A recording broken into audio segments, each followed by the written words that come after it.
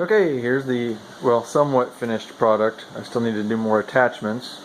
But anyway, so pretty much all handmade parts here.